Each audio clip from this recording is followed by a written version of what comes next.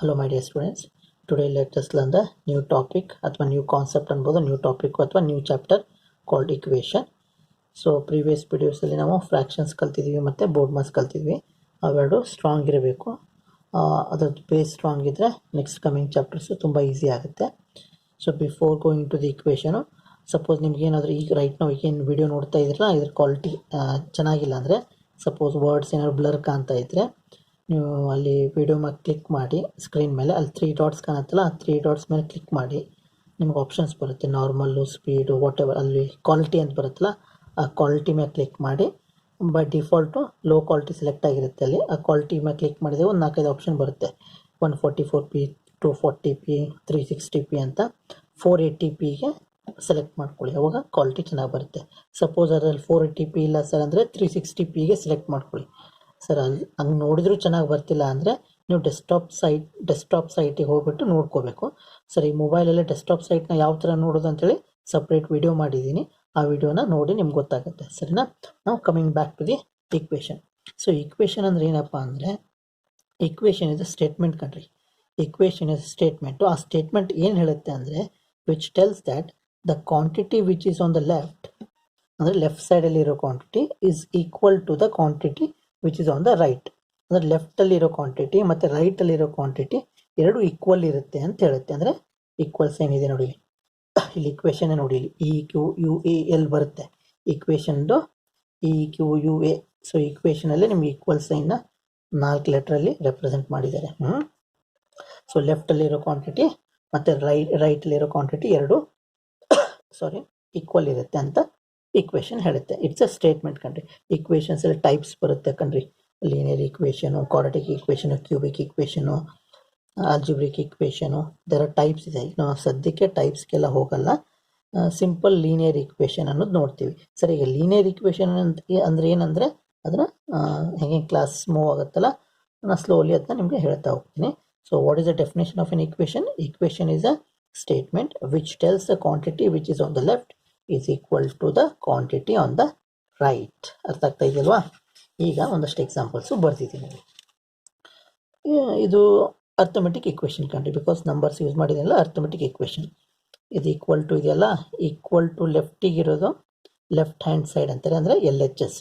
LHS, L ಅಂದರೆ left, H ಅಂದರೆ left hand side, RHS ಅಂದರೆ ರೈಟ್ ಹ್ಯಾಂಡ್ ಸೈಡ್. ಸೊ ಇದು ಲೆಫ್ಟ್ ಹ್ಯಾಂಡ್ ಸೈಡು, ಇದು ರೈಟ್ ಹ್ಯಾಂಡ್ ಸೈಡು, ಇದು equal sign.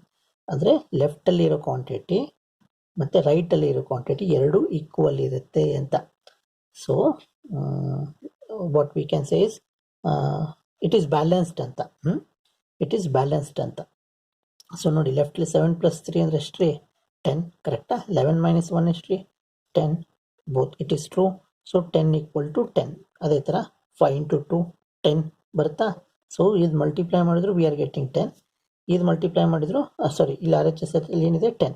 So this equal to this. ಸರಿನಾ? ಇಲ್ಲಿರೋ quantity, ಲೆಫ್ಟಲ್ಲಿರೋ quantity ಮತ್ತು ರೈಟಲ್ಲಿರೋ ಕ್ವಾಂಟಿಟಿ ಎರಡೂ ಈಕ್ವಲ್ ಇದೆ ಅಂತ ಅರ್ಥ ಆಗ್ತಾ ಇದೆಯಾ? ಮತ್ತು ಎಲ್ಲೆಲ್ಲಿ ಈಕ್ವಲ್ ಸೈನ್ ಬರುತ್ತಲ್ಲ, that is going to be the equation. ಈಗ ಇಲ್ಲಿಗೆ ಬರೋಣ. This is called algebraic expression ಅಲ್ವಾ? ಅಲ್ಜಿಬ್ರಿಕ್ ಎಕ್ಸ್ಪ್ರೆಷನ್ ನೋಡಿದಿರಲ್ವಾ? ಸೊ ಅಲ್ಜಿಬ್ರಿಕ್ ಎಕ್ಸ್ಪ್ರೆಷನ್ ಡೀಟೇಲ್ ಆಗಿ ಆ ಚಾಪ್ಟರ್ ಮಾಡಬೇಕಾದ ಹೇಳ್ತೀನಿ. ಇದಕ್ಕೆ ಅಲ್ಜಿಬ್ರೈಕ್ ಈಕ್ವೇಷನ್ ಅಂತಾರೆ. ಅಲ್ಜಿಬ್ರೈಕ್ ಯಾಕಂತಂದರೆ, ಅಲ್ಜಿಬ್ರೈಕಲ್ಲಿ ಬರೀ ಅರ್ಥಮೆಟಿಕಲಿ ಬರೀ ನಂಬರ್ಸ್ ಇರುತ್ತೆ. Only numbers we can see in arithmetic. ಅಲ್ಜಿಬ್ರಾದಲ್ಲಿ ಅನ್ನೋನ್ ಕ್ವಾಂಟಿಟಿ ಬಂದುಬಿಡುತ್ತೆ. ಅನ್ನೋನ್ ಕ್ವಾಂಟಿಟಿ ಅಂದರೆ ವೇರಿಯೇಬಲ್ಸ್ ಬಂದಿರುತ್ತೆ. ಈಗ ಎಕ್ಸು, ಈಗ A to Z ಅಲ್ಲಿ ಏನು 26 ಲೆಟರ್ಸ್ ಇದೆಯಲ್ಲ ಇಂಗ್ಲೀಷ್ ಆಲ್ಫಾಬೆಟ್ಸಲ್ಲಿ, ಆ ಲೆಟರ್ಸ್ನ ಯೂಸ್ ಮಾಡಿದರೆ it becomes an algebraic expression ಕಂಡ್ರಿ. ಈಗ ಅಲ್ಜಿಬ್ರಿಕ್ ಎಕ್ಸ್ಪ್ರೆಷನ್ಗೂ ಈಕ್ವೇಷನ್ಗೂ ಏನು ಡಿಫ್ರೆನ್ಸ್ ಅಂದರೆ ಕೇಳ್ಕೊಳ್ಳಿ, it's an very important. The difference between expression and equation ಅಂದರೆ, ಈಕ್ವೇಷನಲ್ಲಿ LHS ಇರುತ್ತೆ, RHS ಇರುತ್ತೆ, ಈಕ್ವಲ್ ಸೈನ್ ಇರುತ್ತೆ. That is called equation. ಎಕ್ಸ್ಪ್ರೆಷನಲ್ಲಿ ಬರೀ ಒಂದು ಪಾರ್ಟ್ ಇರುತ್ತೆ. ಸರಿನಾ? It's an expression. 4x + 2 is an expression. ಬರೀ 10 ಬರೀತಿ ಅಥವಾ 10x ಬರೀತಿ ಅಂತ ಇಟ್ಕೊಳ್ಳಿ, ಇಟ್ಸ್ ಅನ್ ಎಕ್ಸ್ಪ್ರೆಷನ್. 10 ABC ಬರೆದ್ರೆ ಇಟ್ಸ್ ಅನ್ ಎಕ್ಸ್ಪ್ರೆಷನ್. ಬಟ್ ಮಧ್ಯ LHS ಅಲ್ಲಿ ಒಂದು ಎಕ್ಸ್ಪ್ರೆಷನು, RHS ಅಲ್ಲಿ ಒಂದು ಎಕ್ಸ್ಪ್ರೆಷನು, ಮಧ್ಯದಲ್ಲಿ ಈಕ್ವಲ್ ಸೈನ್ ಬಂದರೆ then it is called as equation. ಸರಿನಾ? ಡಿಫ್ರೆನ್ಸ್ ಗೊತ್ತಾಗ್ತದೆ ಎಕ್ಸ್ಪ್ರೆಷನ್ ಈಕ್ವೇಷನ್ ಅಂದರೆ. ಸೊ ಈಕ್ವೇಷನಲ್ಲಿ ಎಕ್ಸ್ಪ್ರೆಷನ್ಸು ಇರುತ್ತೆ, ಅದ್ರ ಜೊತೆಗೆ ಈಕ್ವಲ್ ಸೈನ್ ಇರುತ್ತೆ. ಎಕ್ಸ್ಪ್ರೆಷನ್ಸಲ್ಲಿ ಈಕ್ವಲ್ ಸೈನ್ ಬರಲ್ಲ, ಬರೀ L H S R H S ಅಂತ ಏನು ಇರಲ್ಲ ಎಲ್ಲಿ ಎಕ್ಸ್ಪ್ರೆಷನಲ್ಲಿ. ಬಟ್ ಇಕ್ವೇಷನಲ್ಲಿ ಎಲ್ ಎಚ್ ಎಸ್ ಇರುತ್ತೆ, ಲೆಫ್ಟ್ ಹ್ಯಾಂಡ್ ಸೈಡ್ ಇರುತ್ತೆ, ರೈಟ್ ಹ್ಯಾಂಡ್ ಸೈಡ್ ಇರುತ್ತೆ, ಮತ್ತು ಈಕ್ವಲ್ ಸೈನ್ ಇರುತ್ತೆ. ಈಗ ನೇಮಿಂಗ್ ಬರೋಣ. ಸೊ ಇಲ್ಲಿ ಕಾನ್ಸ್ಟೆಂಟ್ ಏನೇನು ಬರೆದಿದ್ದೀನಲ್ಲ, ಈಗ ನೋಡಿ ಬರೀ ನಂಬರ್ ಇದ್ದರೆ ಜಸ್ಟ್ ನಂಬರ್, 2 is ಜಸ್ಟ್ ನಂಬರಾ. ಸೊ ಈ ಥರ ನಂಬರ್ ಇದ್ದರೆ ಕಾನ್ಸ್ಟೆಂಟ್ ಅಂತಾರೆ. ನೋಡಿ 10 is a ನಂಬರ್, ಬರೀ number, only number I am having here, ಇದು ಕಾನ್ಸ್ಟೆಂಟ್. ಸೊ ಕಾನ್ಸ್ಟೆಂಟ್ ಅಂದರೆ ಏನ್ರಿ ಅಂದರೆ constant is a quantity, constant is a quantity whose value does not change at all. Constant is a quantity whose value does not change at all. ಅಂದರೆ 2 ಅನ್ನೋದು 2ನೇ, it remains 2 only. ಈಗ ನಮ್ಮ ಮೈಸೂರಲ್ಲಿ 2 ಅಂದರೆ 2ನೇ ಇರುತ್ತೆ. ಇವನ್ ಧಾರವಾಡ ಹೋದರೂ ಧಾರವಾಡಲ್ಲೂ the value of 2 remains 2 only. Sir Dharwad ಯಾಕೆ ಹೇಳಿದೆ ಅಂದರೆ because I am from Dharwad, ನಮ್ಮ ನೇಟಿವ್ ಧಾರವಾಡ, ಅದಕ್ಕೆ ಧಾರವಾಡನ ತೊಗೊಂಡಿದ್ದೀನಿ ಕಂಡ್ರೆ ಇಷ್ಟೇ. ಸೊ 10 ಅನ್ನೋದು ಕಾನ್ಸ್ಟೆಂಟ್, ಅದ್ರ ವ್ಯಾಲ್ಯೂ ಚೇಂಜ್ ಆಗಲ್ಲ. ಸರಿನಾ, ಅರ್ಥ ಆಗ್ತಿದೆಯಾ? ಯಾವುದೇ ನಂಬರ್ಸ್ ಬಂದರೆ ಬರೀ ನಂಬರ್ಸು, ಅದ್ರ ಜೊತೆಗೆ ಈ ಥರ ವೇರಿಯೇಬಲ್ ಎಲ್ಲ ಇಲ್ಲೂ ನಂಬರ್ ಇದೆ, ಮತ್ತು ಇದನ್ನ ನೋಡಬೇಡಿ, ಈಗ ಜಸ್ಟ್ ನಂಬರ್, ಅದ್ರ ಅಕ್ಕಪಕ್ಕ ಏನೂ ಇರಬಾರ್ದು, ಓನ್ಲಿ ನಂಬರ್ ಇದ್ದರೆ ಇಟ್ಸ್ ಅ ಕಾನ್ಸ್ಟೆಂಟ್. ಈಗ ಎಕ್ಸಿಗೆ ಬರೋಣ. ಎಕ್ಸ್ ಅನ್ನೋದು ವೇರಿಯೇಬಲ್ ಅಂತ ಬರ್ತಿದ್ದೀನಿ. ಸೊ ವೇರಿಯೇಬಲ್ ಎಕ್ಸೇ ಬರೀಬೇಕಂತೇನು ಇಲ್ಲಿ ರೂಲ್ಸ್ ಇಲ್ಲ. A to Z ಅಲ್ಲಿ 26 ಅಲ್ಫಾಬೆಟ್ಸ್ ಇದೆಯಲ್ಲ, ಯಾವ್ದಾದ್ರು ಇರ್ಬೋದು. ಇಲ್ಲಿ ಎ ಇರ್ಬೋದು, ಬಿ ಇರ್ಬೋದು, ಎಮ್ ಇರ್ಬೋದು, ಎನ್ ಇರ್ಬೋದು, ವೈ ಇರ್ಬೋದು, ವಾಟ್ ಎವರ್, ಝೆಡ್ ಇರ್ಬೋದು. ಎಕ್ಸ್ ಅನ್ನೋದು ವೇರಿಯೇಬಲ್. ವೇರಿಯೇಬಲ್ ಹೆಸರಲ್ಲಿ ಇದೆ ನೋಡಿ, ವೇರಿ ಆಗ್ತಾ ಇರುತ್ತೆ. ವೇರಿಯೇಬಲ್ ಅಂದರೆ ವೇರಿ ಆಗ್ತಾ ಇರುತ್ತೆ. ಸೊ ಅದ್ರ ವ್ಯಾಲ್ಯೂ ಸೇಮ್ ಇರಲ್ಲ, ಚೇಂಜ್ ಆಗ್ತಾ ಇರುತ್ತೆ. But X is a variable means it holds a value, ಒಂದು ವ್ಯಾಲ್ಯೂನ ಹೋಲ್ಡ್ ಮಾಡುತ್ತೆ ಅದು. ಎಕ್ಸ್ ಅನ್ನೋದು it holds a certain value. ಆ ವ್ಯಾಲ್ಯೂ ಏನಂತ ನಮ್ಗೆ ಗೊತ್ತಿರಲ್ಲ ಕಣ್ರಿ. ಸೊ ಈ ಚಾಪ್ಟರಲ್ಲಿ ಏನು ಗೊತ್ತಾ, ಇದೇನು ಈಕ್ವೇಷನ್ ಚಾಪ್ಟರ್ಲಿ ಇದೆಯಲ್ಲ, ಸೊ ನಾನು ಜಾಸ್ತಿ ಥಿಯರಿ ಮೇಲೆ ಕಾನ್ಸಂಟ್ರೇಟ್ ಮಾಡಲ್ಲ. I just concentrate on how to solve the problems.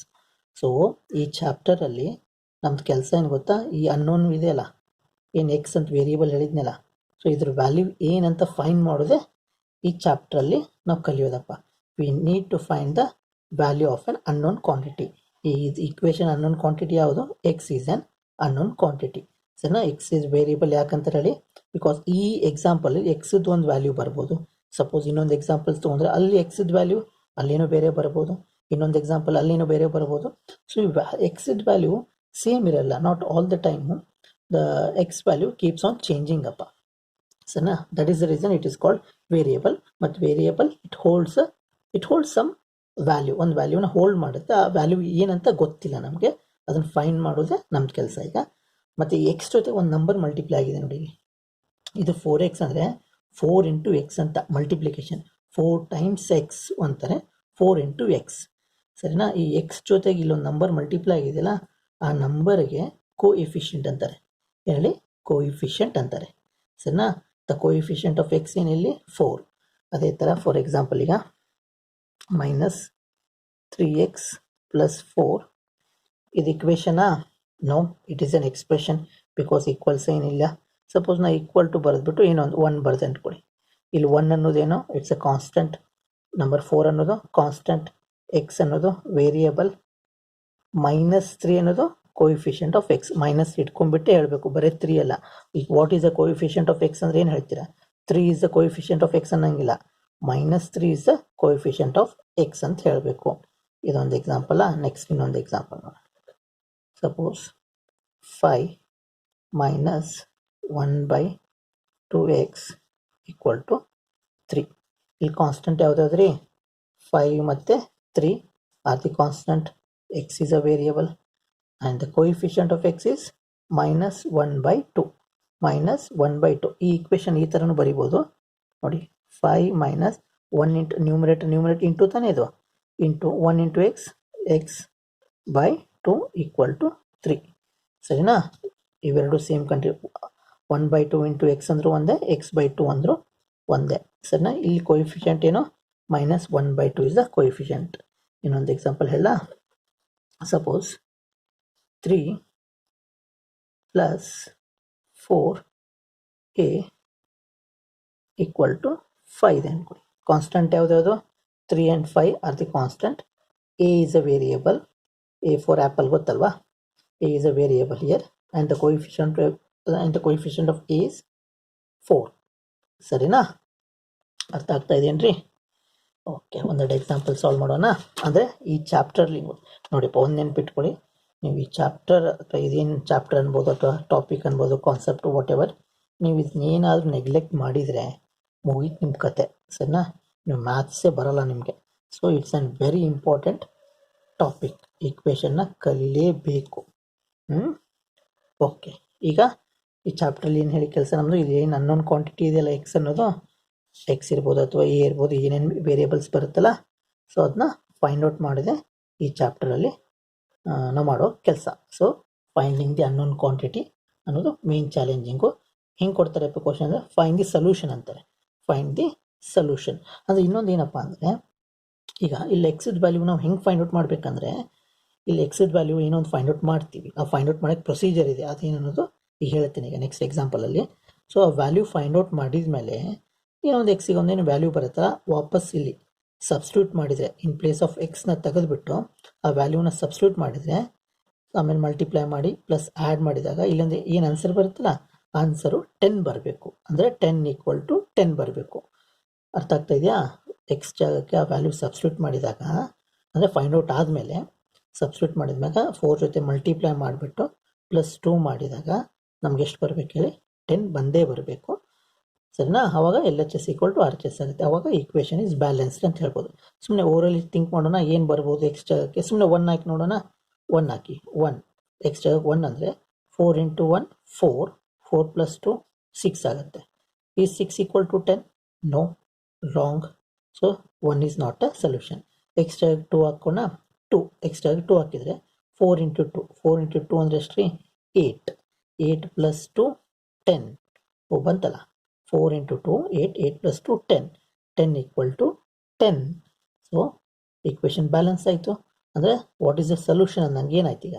So the solution of this equation is 2. ಅಂದರೆ x = 2. ಅಂದರೆ ಎಕ್ಸ್ 2 ಸಬ್ಸ್ಟಿಟ್ಯೂಟ್ ಮಾಡಿದಾಗ ದಿಸ್ ಈಕ್ವೇಷನ್ ಗೆಟ್ಸ್ ಬ್ಯಾಲೆನ್ಸ್ಡ್ ಅಂತ ಅರ್ಥ. ಓಕೆನಾ? ಈಗ ನಾವು ಓರಲ್ಲಿ ಹೇಳಿದ್ನಲ್ವಾ, ಒಂದಷ್ಟು ಚೂರು ಸಾಲ್ವ್ ಮಾಡಿಬಿಟ್ಟು ತೋರಿಸ್ತೀನಿ ನಿಮಗೆ. ಓಕೆ, ಕ್ವಶನ್ ಏನಿರುತ್ತೆ ಅಂದರೆ ಫೈಂಡ್ ದಿ ಸೊಲ್ಯೂಷನ್ ಅಂತ ಇರುತ್ತಪ್ಪ ಹೆಡ್ಡಿಂಗ್. ಫೈಂಡ್ ದಿ ಸೊಲ್ಯೂಷನ್ ಅಥವಾ ಫೈಂಡ್ ದಿ ಅನ್ನೋನ್ ಕ್ವಾಂಟಿಟಿ ಅಥವಾ ಫೈಂಡ್ ಎಕ್ಸ್ ಅಂತ ಇರುತ್ತೆ.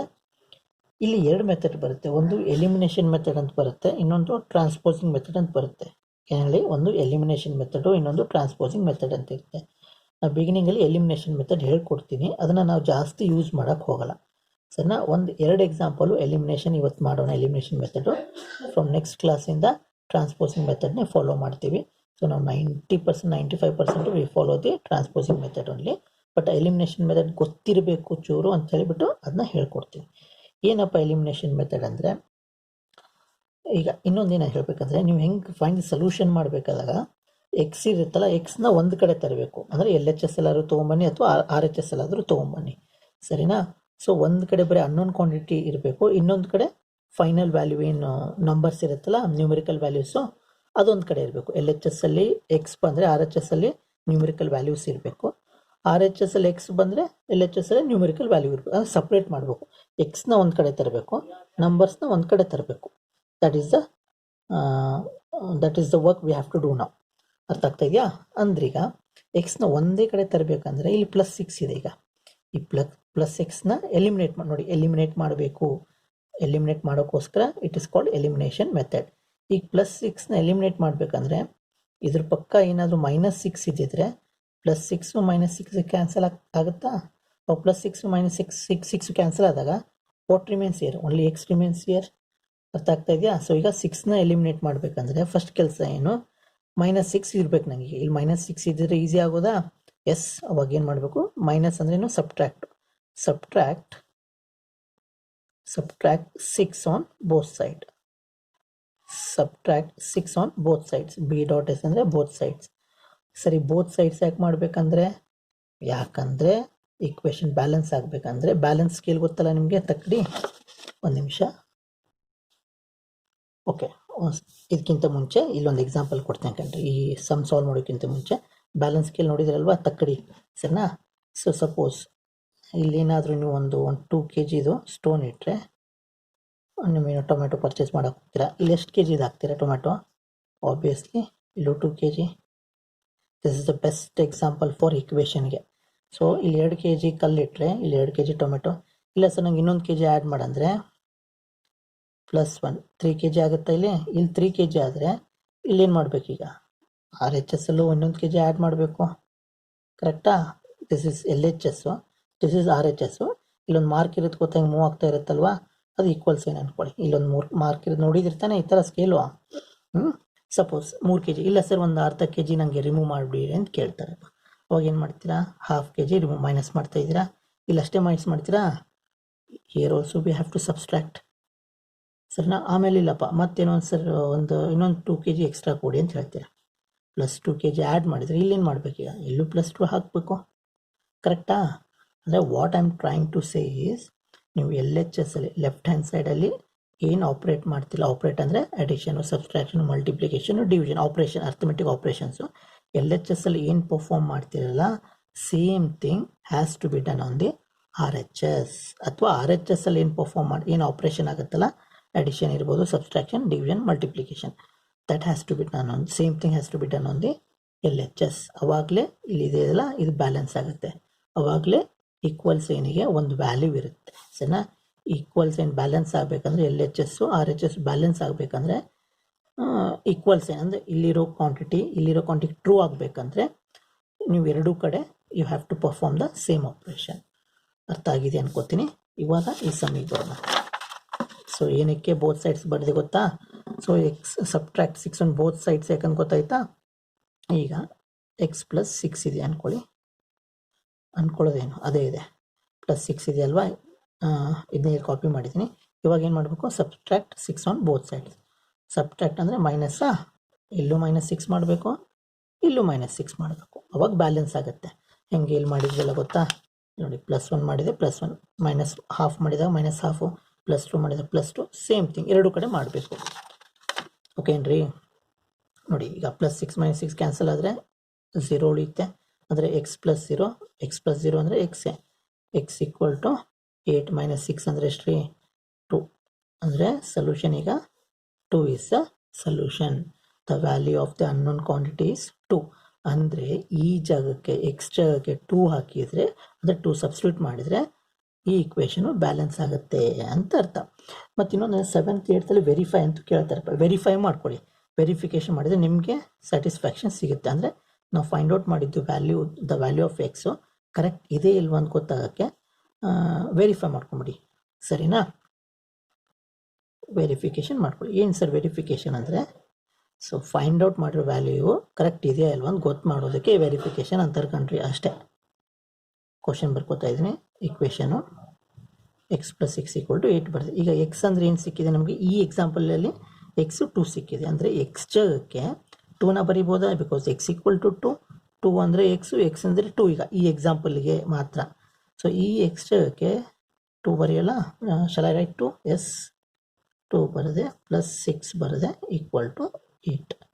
RHS ಹಂಗೆ ಇದೆ. 2 + 6 ಅಂದರೆ ಎಷ್ಟು ರೀ, 8 = 2 + 6 ಅಂದರೆ 8, 8 = 8 ಬಂತಾ? ಎಸ್, ಬ್ಯಾಲೆನ್ಸ್ ಆಯಿತಾ? ದಿಸ್ ಇಲ್ಲಿರೋ ಕ್ವಾಂಟಿಟಿ ಮತ್ತು ಇಲ್ಲಿರೋ ಕ್ವಾಂಟಿಟಿ ಎರಡು ಈಕ್ವಲ್ ಇದೆ ಅಂತ ಗೊತ್ತಾಗ್ತಾ ಇದೆಯಾ? ಹೆನ್ಸ್ ವೆರಿಫೈಡ್, ಅಂದರೆ ನೀವು ಫೈಂಡ್ ಔಟ್ ಮಾಡಿದ್ದು ವ್ಯಾಲ್ಯೂ ಕರೆಕ್ಟ್ ಇದೆ ಅಂತ ಅರ್ಥ, ಸರಿನಾ? This is a very simple problem, ಅತಿ ಬೇಸಿಕ್ ಇದು, ಸರಿನಾ? ಅರ್ಥ ಆಗ್ತಾ ಇದೀನಿ ರೀ? ಇನ್ನೊಂದು ಸಮ್ ಮಾಡಲಾ? ಓಕೆ, ಇನ್ನೊಂದು ಸಮ್ ಮಾಡಿಬಿಟ್ಟು ಮುಗಿಸ್ತೀನಿ, ಸರಿನಾ? ಇಲ್ಲಾಂದರೆ ವಿಡಿಯೋ ಲೆಂತ್ ಜಾಸ್ತಿ ಆಗುತ್ತೆ. ಆಲ್ಮೋಸ್ಟ್ 19 ಮಿನಿಟ್ಸ್ ಆಗಿದೆ ಈಗ ಆಲ್ರೆಡಿ. ಇನ್ನೊಂದು ಸಮ್ ಮಾಡಿಬಿಟ್ಟು ಮುಗಿಸ್ತೀನಿ. Okay, here is the next sum. ಈಗ ಒಂದು ಏನಿದೆ ಕ್ವಶನು, x/4 + 3 = 4 ಅಂತಿದೆ. ಈಗ ಕಾನ್ಸ್ಟೆಂಟ್ ಯಾವುದಾದ್ರು ಇಲ್ಲಿ 3 ಮತ್ತು 4 ಕಾನ್ಸ್ಟೆಂಟು. ಈ ಡಿವೈಡ್ ಬೈ 4 ಇದೆಯಲ್ಲ, ದಟ್ ಈಸ್ ಕಾಲ್ಡ್ ಏನು, coefficient of X. Coefficient of X ಏನು 4 ಅಲ್ಲ, ದ ಕೋಎಫಿಷಿಯಂಟ್ ಕೆಳಗಡೆ ಇದೆ. ಅಂದರೆ ಇದು ಈ ಥರನೂ ಬರಿಬೋದಾ, 1/4 × x + 3 = 4 ಬರಿಬೋದಾ? ಸೊ ಇವಾಗಲೇ ಎಕ್ಸಾಂಪಲ್ ಕೊಟ್ಟಿದ್ದೀನಿ ಬಿಗಿನಿಂಗಲ್ಲೇ. ಸೊ x/4 ಅಂದರೂ ಒಂದೇ, 1/4 × x ಅಂದರೂ ಒಂದೇ, +3 = 4. ನಾನು ಏನಕ್ಕೆ ಇದನ್ನ ಹೇಳ್ತಾ ಇದ್ದೀನಿ ಅಂದರೆ, ನೆನ್ಪಿಟ್ಕೊಳ್ಳಿ, ಏನಕ್ಕೆ ಹೇಳ್ತಾ ಇದ್ದೀನಿ ಅಂದರೆ, ಇಲ್ಲಿ ಕೋಎಫಿಷಿಯಂಟ್ ಆಫ್ ಎಕ್ಸ್ ಇದೆಯಲ್ಲ, ದ ಕೋಎಫಿಷಿಯಂಟ್ ಆಫ್ ಎಕ್ಸ್ ಯಾವುದು, 1/4. ಯಾವುದೇ ಬರಲಿ, ಕೋಎಫಿಷಿಯಂಟ್ ಆಫ್ ಎಕ್ಸನ್ನು ಲಾಸ್ಟ್ ಸ್ಟೆಪ್ಪಲ್ಲಿ ಎಲಿಮಿನೇಟ್